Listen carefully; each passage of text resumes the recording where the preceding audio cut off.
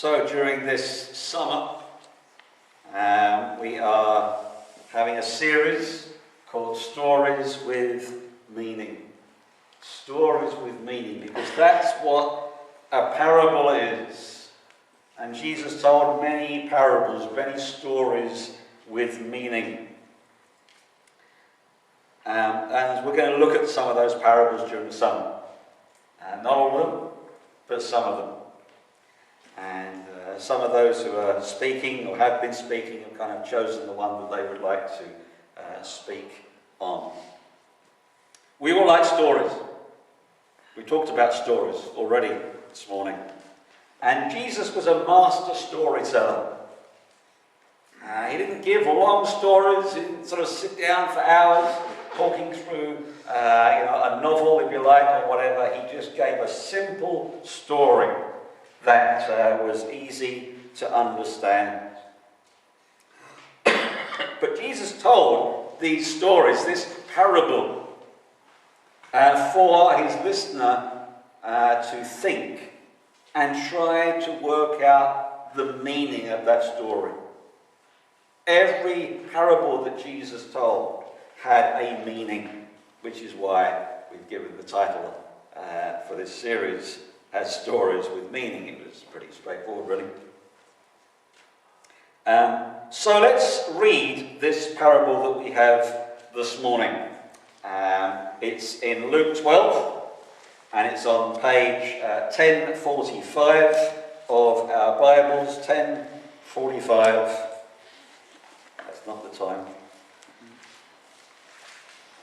Page 1045, Luke 12, and we start at verse 13 this morning.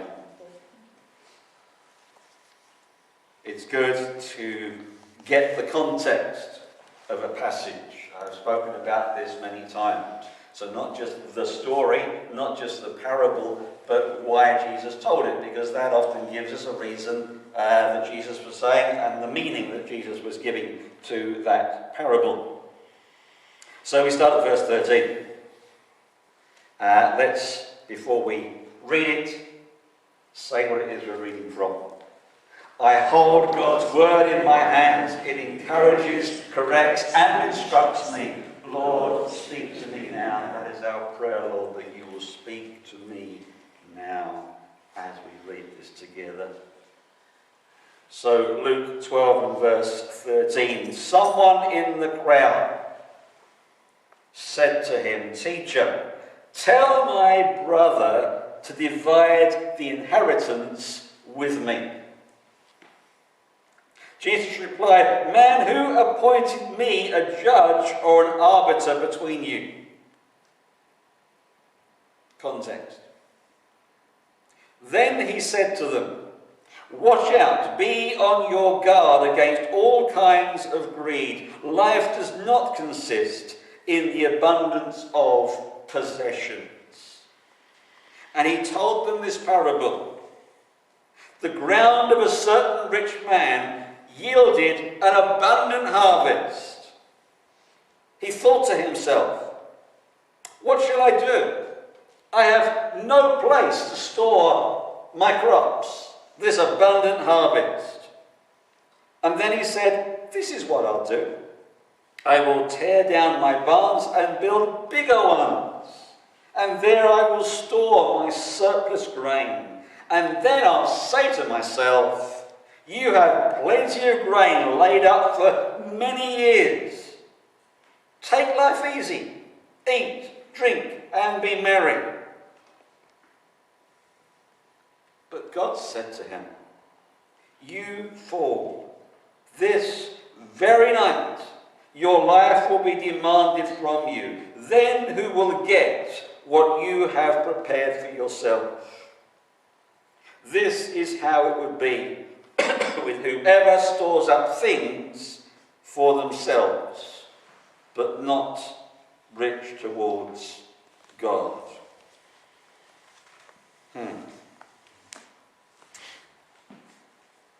So this whole passage, this whole story that Jesus tells starts with an argument.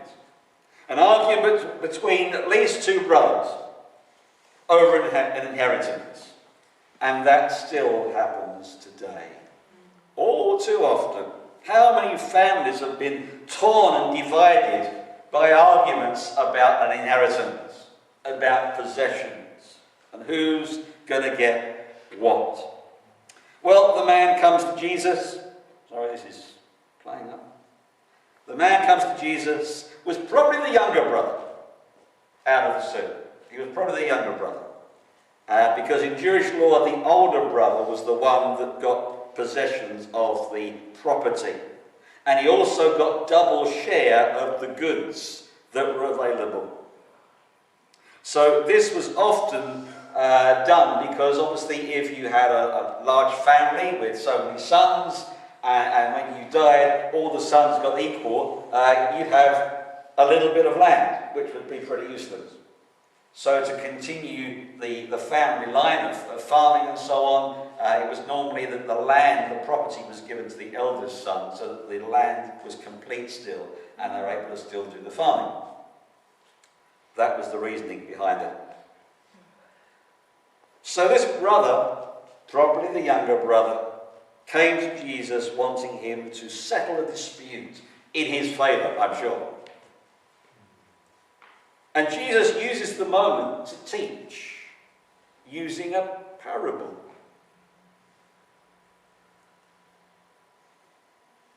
And most of us know this story, but I'm just going to go over it again, just so that it's clear in our minds what Jesus is saying. So he says there is a rich farmer, there is a rich man who owns this land. So even before he has this bumper crop, before he started the gathering, he's already rich. He's already got loads of stuff. And this particular year is a mega crop year. I mean, he's looking out at this and he's seeing, wow, look at these fields. It's amazing how wonderful I've got all of this, this crop. And so he's rich, but he has the potential now of having this huge amount. And it's kind of like, you know, a pension plan, if you like. Instant. There it is. And if I take this in, I will be able to live life to the full and enjoy life right the way through the rest of my life. It's going to last me years, he says. And he says, hang on, I've got all this crop. What am I going to do with it? And so, I know, he's got money, so he might as well invest a bit of that money. So he says, I know, I'm going to tear down my old barns, and I'm going to invest in some bigger barns. So that's his decision.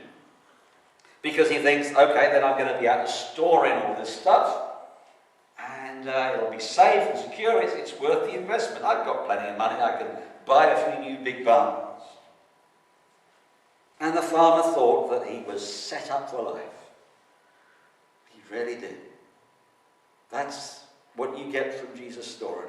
This is it, I've got everything. And I'm going to live out my life, I can eat, drink and be merry. The only problem is, in this story, Jesus says that God tells him, tonight you're going to die. And Jesus pretty much leaves it at that. You fool. You're going to die tonight. All that bumper crop, all that investment, all that you stored up in the past, life's about to end. And remembering why Jesus told the story in the first place, or at least the argument was going on, he's kind of saying, and now the children will be left to fight over your land. You're not going to enjoy it. Your children are going to have to fight over it. Just as the brother did that came to Jesus. So here is a story that Jesus tells, and it's a story with meaning. And Jesus sums this up by saying that this is the case for someone whose treasure is in himself and not rich towards God. Now, nothing is said in the storyline about the eternal destiny of the man. That isn't the point. Remember, Jesus told a story with one meaning for each story, so he's not elaborating on all of that. Just that he had misdirected his life and spent his life on things. Things. I sometimes call it stuff, but I'm going to call it things to them. So, here's a question for you. Is life all about things? No. Are you sure life is not all about things? Are you really sure life is not all about things? Yes. Are you totally sure? Yes. Because I'm totally sure too. We say, oh, because life is not about things. You know, they're not important to me. We kind of all give that and we think it in our head. But do we actually follow that out on our daily living? No. I mean, that you've been primed now, so you're not going to give kind of the right answer. But if I started by saying, in the first place, perhaps I should have done, complete this line. I would be happy if... Now, if you ask a lot of people that, and they didn't have the precursor of what I've just been saying, and even you, if you didn't know where I was going now, if I said to you, life would be happy if... now fill out the line, I wonder what you would say, I wonder what other people would say, I wonder even what I would say if I hadn't thought about it in this leader. Oh, wait, you know, life would be better if I would be complete if I just had that one thing. I mean, we kind of think it so often. Oh, if I just had that, that would be good. That would really help my life. And often we think a happy life is about things. And we live in a material world. We live in a consumer society. That's how we are programmed. If I just had that one thing, if I just had some extra money in the bank, whatever it is, I would be happier. And for this rich farmer, his thing was more crops. He was a farmer, he was a rich guy, he'd made his money, I'm sure, on crops and so on, and farming. And so when he sees all of this stuff, that's his thing, and he's going, this is great. If I had this thing, I will be made. This is my pension plan. And collecting things around us, for all of us, can become almost an addiction in our material consumer society. People collect, people buy books, DVDs, gadgets, craft items, holidays, ornaments, special offers, meals out, all sorts of things. Because we think, if I have that, if I collect that around me, if I have that as part of my life, I will be happier.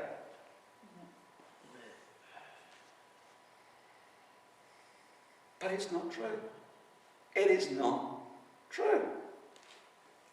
Even people who are rich and have got all sorts of things around them are still not happy. I have in my head a phrase that someone used, and I can't think who it was. Someone said to them, you know, what would make you happier even though you've got this, that and the other, and it's just one more thing was the answer. Just one more thing. John Paul Getty. John Paul Getty, thank you. Yeah. So, here's my question for you to think about. What is your thing? Please don't say you haven't got one, because I think we all have at least one. You know, what is it that, if you're into that, you search online for a lot? You spend a lot of time online, if you go online. What is it that you're searching out? What you're spending time and energy and maybe money doing, that's probably your thing. That's what you're using up all your time and energy over. What is it that you collect around you? What is it that you've got a lot of in your house? That's your thing then. But, you know what I mean? Think about what your thing is that takes up your time and energy and money and so on. What do you spend a great deal of time on? Because that's your thing. Yeah. Things can become more important than relationships in people's lives. I mean, you and I see it, think about it, maybe are involved in it. I was reading during this past week, a little boy was crying so hard as he was kneeling at the altar of the church. And he said, "Preacher, pray that my mum would love me as much as our dog."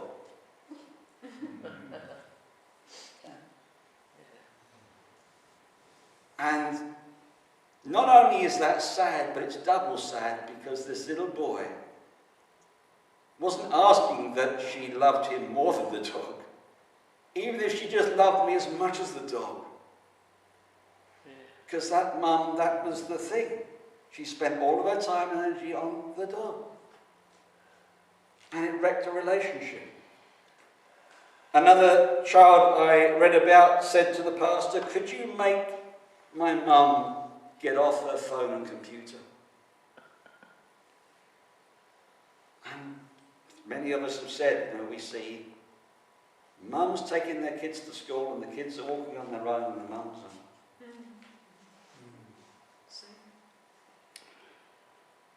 I read this past week of a restaurant, I don't know where it is, of a restaurant that was offering a 10% discount to any family that would come in and put all their phones in a little receptacle at the reception so that the family could have real time in the restaurant. Love that idea. Now, in Luke 12 and verse 15,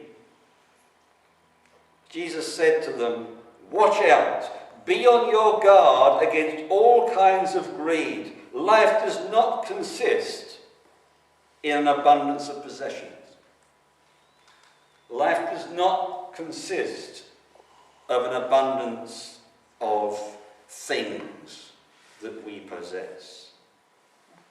Life can never be defined in what we have or what we don't have. It's not about things. Life really isn't about things. And yet, as I say, we live in a society and culture where things seem to be so important.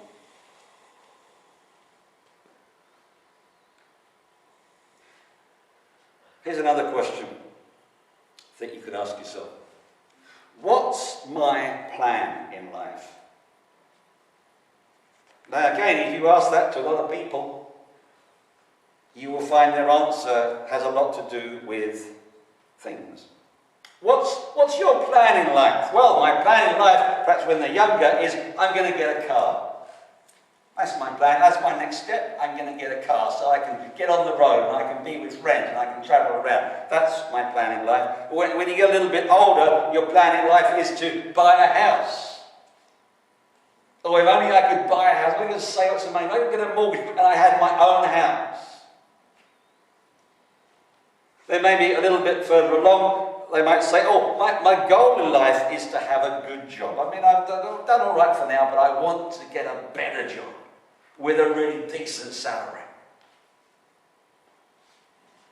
And then further along the line, It's, well, my plan in life is to have a good little sum of money in the bank. My plan in life is to have a good pension so that when I retire, here we go, like the rich farmer, I've got a bumper crop. And that's my plan in life. You know, really, that's people's plans in life. And I say, before we kind of dismiss that as I'm not like that, we need to think about ourselves and what is it that we kind of make our plan in life. The next holiday, the next purchase, the next car, the next whatever. Material things are not really important. No, and we say that. It's whether we follow that through. I wonder, again, I was just thinking during the week, I wonder how many would ever give this kind of answer to that question. What is your plan in life? I wonder how many would say this if it just came off the top of their head. My plan in life is to show love to my family. Hear that often, do you? As a life plan? My plan in life is to give time in making and helping friends. My plan in life is to give up my time and energy so that I can serve other people. My plan in life is to give God the best that I can. How many make any of those things or anything similar their life plan? Relationships, in other words, rather than things. And yet you ask the majority of people about that question and they will come back with, well, I want to get this. I want to do that. I want to have that. You know what Jesus said was a good life plan? Matthew 6 and verse 33. You know this one. But seek first his kingdom and his righteousness, and all these things will be given to you as well. That's a good life plan. Seek God and his kingdom first. Have a relationship with him first, and everything else will fall into place.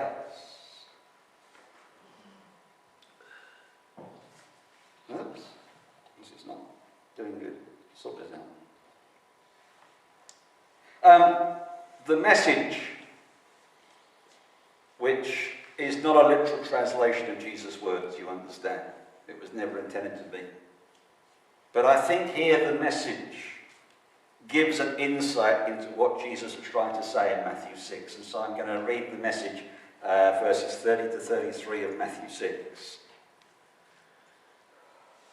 If God gives such attention to the appearance of wildflowers, most of which are never even seen, don't you think he'll attend to you, take pride in you, do his best for you? What I'm trying to do here is to get you to relax, to not be so preoccupied with getting, so you can respond to God's giving. People who don't know God and the way he works fuss over these things. But you know both God and how he works. Steep your life in God reality, God initiative, God provisions. Don't worry about missing out. You'll find all your everyday human concerns will be met. That's a very wordy kind of extension of what Jesus was trying to say, but I think he gets the point. Seek God first, not things. Seek eternal life first and not things. Seek God's purpose for you being here and not things. Because Jesus said of this man, you fool. Tonight you're going to face eternity, if you like.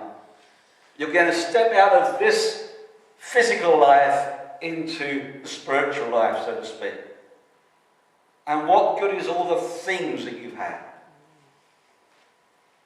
Seek the kingdom, because that's eternal. Seek a relationship with God because He's eternal. God has the power that holds the universe together. But somehow we don't quite trust Him to hold our lives together. Oh, we need things to do that. I wonder, are you trusting in things or are you trusting in God's kingdom? And when you get home today, in a little while's time, will you spend lots of time on buying, maintaining, collecting things that you know won't last, and you know ultimately aren't that important, but they're still wanting to do it? Or will you spend time on the kingdom, the realm that lasts forever, the realm that will be your eternal home?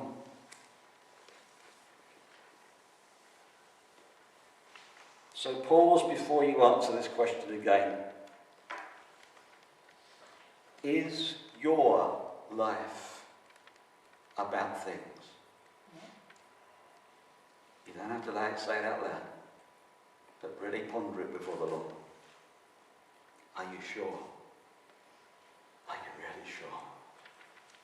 Today, this week, the rest of your life, Jesus says, seek first God's kingdom, where God is king.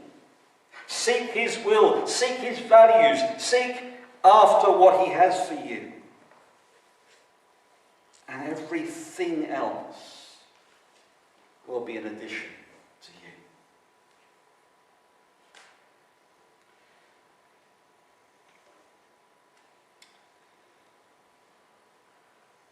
I'm going to pray. And I'm going to get us to sing the next song on the list, Richard. I'm going to miss out the last song. So let's just bow in prayer for a moment. Have a quiet moment to think about this.